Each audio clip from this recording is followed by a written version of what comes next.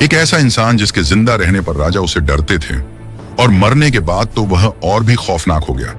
इतिहास में कई राजा हुए, लेकिन उन राजाओं को बनाने और मिटाने वाला सिर्फ एक ही था, जिसके पास न कोई सेना थी, न कोई हथियार, फिर भी उसके एक शब्द पर आसमान गरजने लगता था। वह कौन था जिसने एक मामूली चरवाहे को दुनिया का सबसे महान राजा बना दिया? और बाइबल का वो कौन सा गहरा राज है जो उसकी मौत के बाद एक जादूगरनी की गुफा में खुला? आज हम उस नबी की कहानी सुनेंगे जिसने 2 युगों को बदल कर रख दिया। दिल थाम कर बैठिए, क्योंकि शमूएल की यह कहानी आपका विश्वास और नजरिया हमेशा के लिए बदल देगी। इतिहास के पन्नों में कई राजाओं के नाम दर्ज हैं। हमने महान योद्धाओं की कहानियां सुनी हैं, हमने बड़े बड़े साम्राज्यों के बनने और बिगड़ने के किस्से सुने हैं। हम राजा दाऊद की वीरता को जानते हैं, हम राजा शाऊल के पागलपन और उसके पतन को जानते हैं। लेकिन क्या आपने कभी उस एक इंसान के बारे में गहराई से सोचा है जो इन राजाओं के पीछे खड़ा था?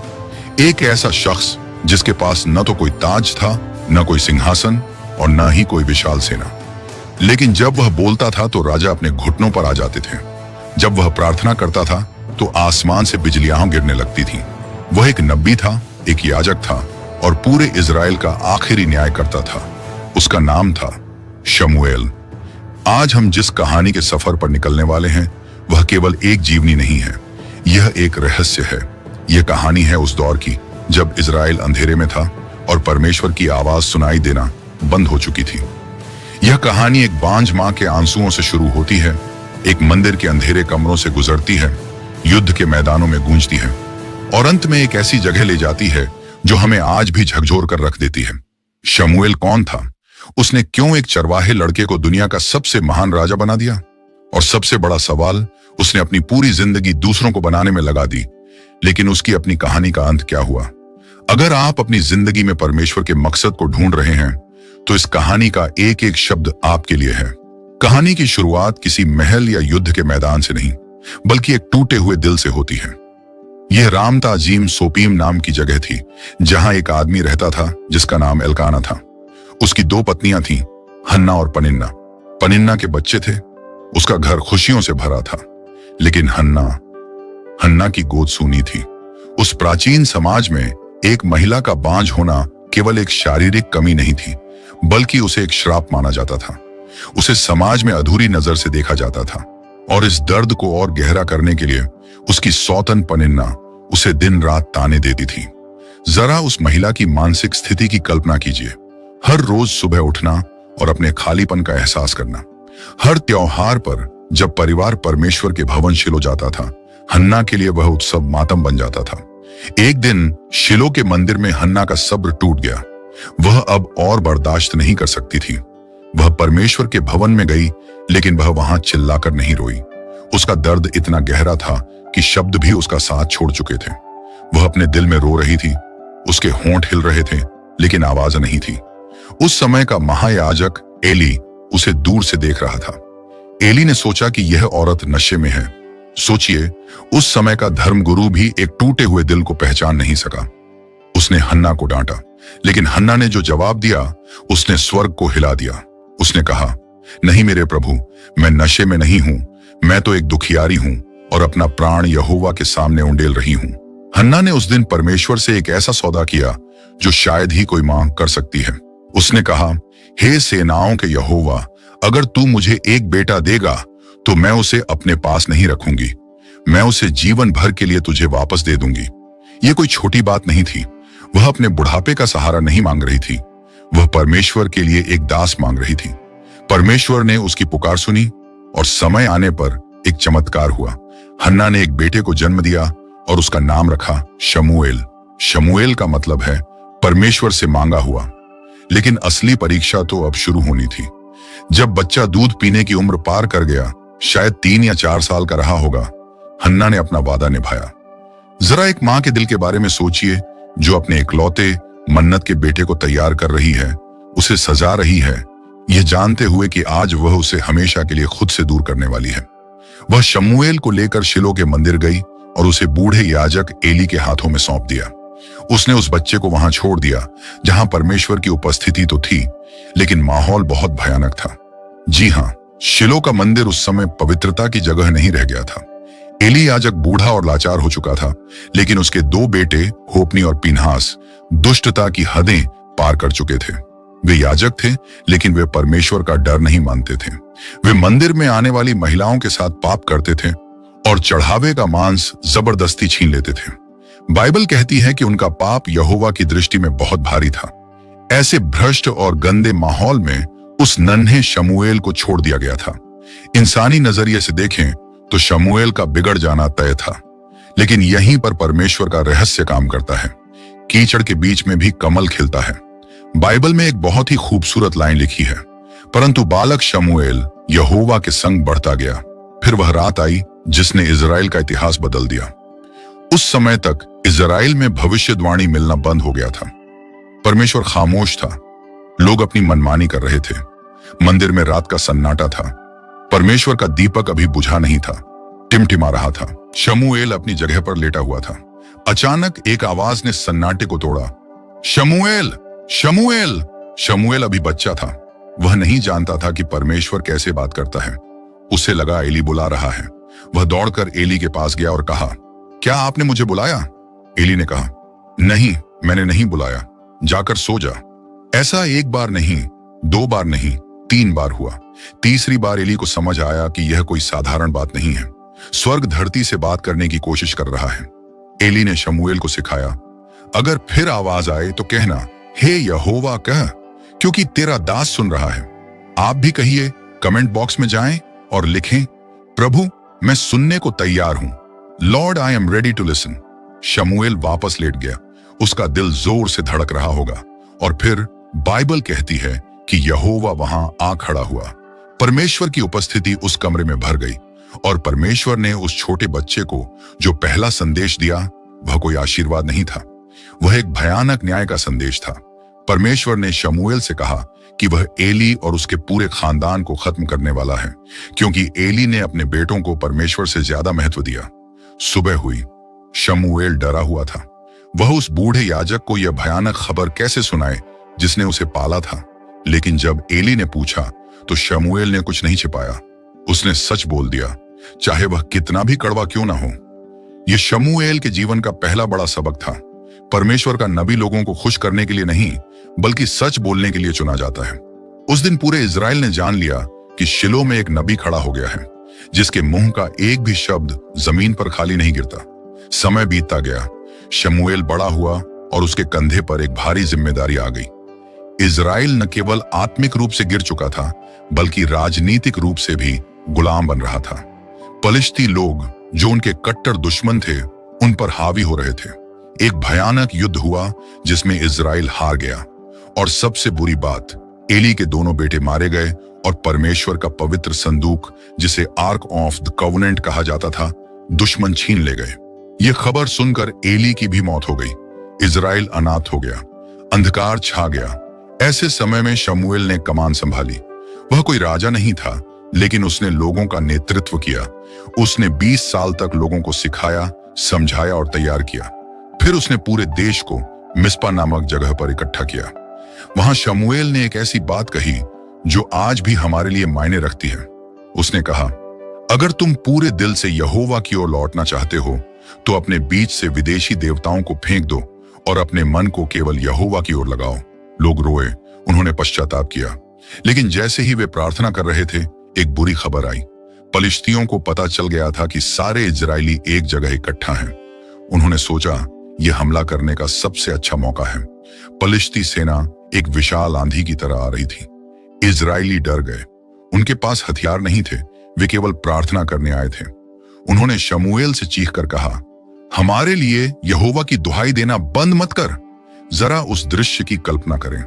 एक तरफ मौत दौड़ती हुई आ रही थी और दूसरी तरफ शमूएल एक मेमने को लेकर वेदी पर चढ़ा रहा था। दुनिया की नजरों में यह बेवकूफी थी, तलवार के बदले प्रार्थना। लेकिन शमूएल जानता था कि असली युद्ध जमीन पर नहीं, आसमान में लड़े जाते हैं। जैसे ही धुआं ऊपर उठा, परमेश्वर ने जवाब दिया। बाइबल कहती है कि उस दिन यहोवा पलिश्तियों के ऊपर बड़ी गड़गड़ाहट के साथ गरजा। आसमान से ऐसी भयानक आवाजें आईं और ऐसी खलबली मची कि पलिश्ती सेना बिना लड़े ही हार गई और भाग खड़ी हुई। उस दिन शमूएल ने एक पत्थर खड़ा किया और उसका नाम रखा एबेनेजर, जिसका मतलब है यहां तक यहोवा ने हमारी सहायता की है। यह जीत हथियारों की नहीं थी, यह विश्वास की जीत थी। जब तक शमूएल न्याय करता रहा, पलिश्तियों की हिम्मत नहीं हुई कि वे इजराइल की सीमा में घुस सके। लेकिन इंसान की फितरत अजीब होती है। जब मुसीबत टल जाती है तो वह परमेश्वर को भूल जाता है और दुनिया जैसा बनना चाहता है। जब शमूएल बूढ़ा हो गया तो इजराइल के बुजुर्ग उसके पास आए और एक ऐसी मांग रखी जिसने शमूएल का दिल तोड़ दिया। उन्होंने कहा, देख, तू बूढ़ा हो गया है और तेरे बेटे तेरी राह पर नहीं चलते, इसलिए अब हमें बाकी देशों की तरह एक राजा दे जो हमारे आगे आगे चले और हमारे युद्ध लड़े। शमूएल को बहुत गहरा धक्का लगा। उसे लगा कि लोगों ने उसे ठुकरा दिया है। उसने अपनी पूरी जिंदगी उनकी सेवा में लगा दी और अब वे उसे रिटायर करना चाहते थे। लेकिन परमेश्वर ने शमूएल से बात की और कहा, शमूएल, दुखी मत हो। उन्होंने तुझे नहीं बल्कि मुझे ठुकराया है। वे नहीं चाहते कि मैं उनका राजा रहूं। उनकी बात मान ले। यह इजराइल के इतिहास का एक निर्णायक मोड़ था। परमेश्वर का शासन खत्म हो रहा था और इंसानी राजशाही शुरू हो रही थी। परमेश्वर ने शमूएल को एक व्यक्ति के पास भेजा, शाऊल। शाऊल देखने में बहुत सुंदर और लंबा था। भीड़ में वह सबसे अलग दिखता था। शमूएल ने शाऊल को तेल से अभिषेक किया और उसे इजराइल का पहला राजा बनाया। शमूएल ने शाऊल को सिखाया, उसे परमेश्वर के नियम बताए। शुरुआत में शाऊल बहुत विनम्र था। उसने युद्ध जीते, इजराइल को मजबूत किया। शमूएल को लगा कि शायद सब ठीक हो जाएगा, लेकिन सत्ता एक नशा है। धीरे धीरे शाऊल का दिल बदलने लगा। वह घमंडी हो गया। वह अब परमेश्वर के निर्देशों का इंतजार नहीं करता था, बल्कि अपनी मर्जी चलाता था। बात तब बिगड़ी जब अमालेकियों के साथ युद्ध हुआ। परमेश्वर ने स्पष्ट आदेश दिया था कि सब कुछ नष्ट कर दिया जाए, लेकिन शाऊल ने अपनी लालच में अच्छी भेड़ बकरियों को बचा लिया और दुश्मन राजा को जिंदा छोड़ दिया। और जब शमूएल वहां पहुंचा तो शाऊल झूठ बोलने लगा। उसने कहा, मैंने तो यहोवा की बात मानी है। तब शमूएल ने वह ऐतिहासिक वाक्य कहा जो आज भी गूंजता है, क्या यहोवा होम बलियों से उतना प्रसन्न होता है जितना अपनी बात माने जाने से? देख, मानना तो बलि चढ़ाने से उत्तम है और ध्यान देना मेढ़ों की चर्बी से बेहतर है। शमूएल जाने के लिए मुड़ा तो शाऊल ने उसका कुर्ता पकड़ लिया और वह फट गया। शमूएल ने कहा, जैसे आज यह कपड़ा फट गया है, वैसे ही यहोवा ने आज इजराइल का राज्य तुझसे फाड़कर अलग कर दिया है और उसे दे दिया है जो तुझसे बेहतर है। यह शमूएल और शाऊल की आखिरी मुलाकात थी। शमूएल अपने घर चला गया। बाइबल कहती है कि शमूएल मरने के दिन तक शाऊल को देखने फिर कभी नहीं गया। लेकिन यहां एक बहुत ही भावुक बात लिखी है। शमूएल शाऊल के लिए विलाप करता रहा। सोचिए, जिस राजा ने उसे धोखा दिया, जिसने परमेश्वर की बात नहीं मानी, उस राजा के पतन पर शमूएल खुश नहीं था। वह एक पिता की तरह उसके लिए रोता रहा। एक सच्चे परमेश्वर के दास का दिल ऐसा ही होता है। उसमें कड़वाहट नहीं बल्कि करुणा होती है। लेकिन परमेश्वर का काम किसी के रोने से नहीं रुकता। परमेश्वर ने शमूएल को झकझोरा और कहा, तू कब तक शाऊल के लिए रोता रहेगा? चल, अपने सींग में तेल भर। मैंने बेतलहम में यिशै के बेटों में से एक को राजा चुना है। शमूएल डर गया। उसने कहा, अगर शाऊल को पता चला तो वह मुझे मार डालेगा। यह एक बहुत ही खतरनाक और गुप्त मिशन था।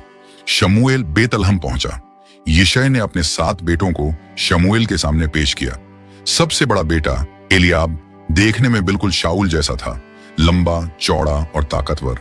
शमूएल ने सोचा, जरूरी यही वह है जिसे परमेश्वर ने चुना है। लेकिन परमेश्वर ने शमूएल को रोका। उसने कहा, शमूएल, उसके रूप और उसके कद को मत देख। मैंने उसे नहीं चुना, क्योंकि यहोवा का देखना मनुष्य का सा नहीं है। मनुष्य तो बाहर का रूप देखता है, परंतु यहोवा की दृष्टि मन पर रहती है। सारे बेटे सामने से निकल गए, लेकिन तेल का सींग नहीं बहा। शमूएल ने पूछा, क्या तेरे और भी बेटे हैं? यिशै ने कहा, हाँ, एक सबसे छोटा है, वह भेड़ें चरा रहा है। उसे बुलाया गया। वह आया, लाल वर्ण का, सुंदर आंखों वाला, एक साधारण चरवाहा लड़का। जैसे ही वह अंदर आया, परमेश्वर ने कहा, यही है, उठ और इसका अभिषेक कर। शमूएल ने अपने तेल का सींग उठाया और दाऊद के सिर पर उंडेल दिया। उसी पल परमेश्वर का आत्मा शाऊल से हट गया और दाऊद पर आ गया। यह एक रहस्यमयी घटना थी। इजराइल के पास अब 2 राजा थे, एक जो सिंहासन पर बैठा था लेकिन परमेश्वर ने उसे छोड़ दिया था, और दूसरा जो खेतों में था लेकिन परमेश्वर उसके साथ था। शमूएल ने पुराने को खारिज कर दिया था और नए की नींव रख दी थी। उसका काम पूरा हो चुका था। शमूएल बूढ़ा होकर मर गया। पूरे इजराइल ने उसके लिए विलाप किया। उसे उसके घर में दफना दिया गया। वह एक ऐसा नबी था जिसने कभी किसी से एक पैसा नहीं लिया, जिसने कभी अपने फायदे के लिए शक्ति का इस्तेमाल नहीं किया। उसका जीवन निष्कलंक था। लेकिन क्या कहानी यहां खत्म हो गई? नहीं, शमूएल की कहानी में एक और भयानक अध्याय बाकी है। यह घटना उसकी मौत के बाद हुई। राजा शाऊल अब पूरी तरह से पागल हो चुका था। पलिश्ती सेना ने उसे घेर लिया था। वह डरा हुआ था। उसने परमेश्वर से पूछा, लेकिन परमेश्वर ने उसे कोई जवाब नहीं दिया, न सपनों में, न नबियों के द्वारा। अपनी हताशा में शाऊल ने वह किया जो उसे कभी नहीं करना चाहिए था। वह भेष बदलकर एंडोर की एक ओंझा चुड़ैल के पास गया, जो मरे हुओं की आत्माओं से बात करती थी। सोचिए, जिस राजा ने जादू टोना करने वालों को देश से निकाल दिया था, आज वही अपनी जान बचाने के लिए अंधेरे की शरण में गया था। उसने उस महिला से कहा, मेरे लिए शमूएल को बुला। और एक भयानक चमत्कार हुआ। एक बूढ़ा व्यक्ति लबादा ओढ़े हुए दिखाई दिया। शाऊल समझ गया कि वह शमूएल है। वह जमीन पर गिर पड़ा। मौत के बाद भी शमूएल के शब्दों में वही अधिकार और वही सख्ती थी। शमूएल की आत्मा ने पूछा, तूने मुझे ऊपर बुलवाकर क्यों सताया है? शाऊल ने कहा, मैं बड़े संकट में हूं। परमेश्वर मुझे छोड़ गया है। तब शमूएल ने अपनी आखिरी और सबसे भयानक भविष्यवाणी की। उसने कहा, जब यहोवा तुझे छोड़ गया है तो तू मुझसे क्यों पूछता है? जो मैंने कहा था वह हो गया। यहोवा ने राज्य तेरे हाथ से छीनकर दाऊद को दे दिया है। और सुन, कल तू और तेरे बेटे मेरे साथ होंगे। अगले दिन युद्ध के मैदान में ठीक वैसा ही हुआ। शाऊल और उसके बेटे मारे गए। शमूएल का बोला हुआ हर एक शब्द सच साबित हुआ, चाहे वह जीवन में हो या मृत्यु के बाद। शमूएल की यह पूरी कहानी हमें क्या सिखाती है? यह केवल इतिहास नहीं है, यह आज भी हमसे बात करती है। शमूएल दो युगों के बीच का पुल था। उसने न्यायियों के अराजक दौर को खत्म किया और राजाओं के युग की शुरुआत की। लेकिन अगर हम गौर से देखें तो शमूएल का जीवन हमें आने वाले असली राजा प्रभु यीशु मसीह की झलक दिखाता है। शमूएल का जन्म एक चमत्कार से हुआ और यीशु का जन्म भी एक महाचमत्कार से हुआ। शमूएल एक नबी, एक याजक और एक शासक था। यीशु मसीह परम नबी, महायाजक और राजाओं के राजा हैं। शमूएल को बचपन से ही मंदिर में सेवा के लिए दे दिया गया और यीशु ने भी कहा, क्या तुम नहीं जानते कि मुझे अपने पिता के घर में होना अवश्य है? शमूएल ने इजराइल को उनके पापों के लिए चेताया और उनके लिए प्रार्थना की, और यीशु मसीह ने पूरी दुनिया के पापों को अपने ऊपर ले लिया और हमारे लिए आज भी पिता से विनती करते हैं। आज शमूएल की कहानी आपसे एक सवाल पूछती है, क्या आप उस भीड़ का हिस्सा बनना चाहते हैं जो दुनिया की तरह दिखने वाला राजा या दिखने वाली सफलता मांगती है? या आप उस शमूएल की तरह बनना चाहते हैं जो अंधेरे में भी, सन्नाटे में भी परमेश्वर की धीमी आवाज को सुन सके? आज दुनिया में बहुत शोर है। हर तरफ चिंता, डर और कंफ्यूजन है। हमें लगता है कि परमेश्वर खामोश है। लेकिन याद रखिए, एली की आंखें धुंधली हो सकती हैं, दुनिया सो सकती है, पादरी या समाज भ्रष्ट हो सकता है, लेकिन परमेश्वर का दीपक अभी बुझा नहीं है। वह आज भी शमूएल को ढूंढ रहा है। वह किसी ऐसे व्यक्ति को ढूंढ रहा है जो कह सके, हे प्रभु कह, तेरा दास सुन रहा है। हन्ना ने अपना सबसे कीमती बेटा दे दिया। शमूएल ने अपनी पूरी जवानी और बुढ़ापा दे दिया। दाऊद ने अपना जीवन दे दिया। आज परमेश्वर आपसे आपका हुनर, आपका समय या आपका जीवन नहीं मांग रहा। वह सिर्फ आपका हृदय मांग रहा है। वह चाहता है कि आप उसकी आवाज को पहचानें।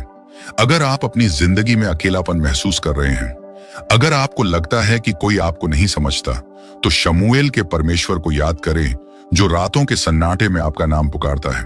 विश्वास करना बंद मत कीजिए, प्रार्थना करना बंद मत कीजिए, क्योंकि जब हम घुटने टेकते हैं तो सबसे बड़ी लड़ाइयां जीती जाती हैं। जिस तरह परमेश्वर ने शमूएल के द्वारा इजराइल को संभाला, वह आपको भी संभालेगा। बस जरूरत है उस आवाज को सुनने की और उस पर विश्वास करने की। दोस्तों, शमूएल का शरीर मिट्टी में मिल गया, लेकिन उसकी आवाज आज भी हवाओं में गूंज रही है। उसकी कहानी हमें सिखाती है कि परमेश्वर को बड़े महलों की, बड़ी डिग्रियों की या ताकतवर सेना की जरूरत नहीं है। उसे बस एक ऐसा दिल चाहिए जो कह सके, प्रभु मैं यहां हूं। आज दुनिया के शोर में हम अक्सर परमेश्वर की उस धीमी और कोमल आवाज को अनसुना कर देते हैं। लेकिन सोचिए, अगर आज रात परमेश्वर आपको आपके नाम से पुकारे, तो क्या आप सुनने के लिए तैयार हैं? क्या आप शमूएल की तरह कह सकते हैं, हे प्रभु कह, तेरा दास सुन रहा है। अगर आज की इस कहानी ने आपके अंदर के विश्वास को जगाया है और अगर आप भी चाहते हैं कि परमेश्वर आपकी जिंदगी का इस्तेमाल करे, तो अभी कमेंट बॉक्स में जाइए और लिखें, प्रभु मैं सुनने को तैयार हूं। Lord I am ready to listen. आपका एक छोटा सा कमेंट आपकी जिंदगी में एक नई शुरुआत बन सकता है। और हाँ, अगर आप बाइबल के ऐसे ही गहरे रहस्यों और अनसुनी कहानियों को जानना चाहते हैं तो इस चैनल को सब्सक्राइब करना न भूलें और इस वीडियो को अपने मसीही भाई बहनों के साथ शेयर जरूर करें, क्योंकि क्या पता ये कहानी किसी निराश दिल को नई उम्मीद दे दे। हम जल्द मिलेंगे एक और रहस्यमयी सफर पर। तब तक के लिए प्रभु यीशु का अनुग्रह और शांति आप पर हमेशा बनी रहे। आमीन।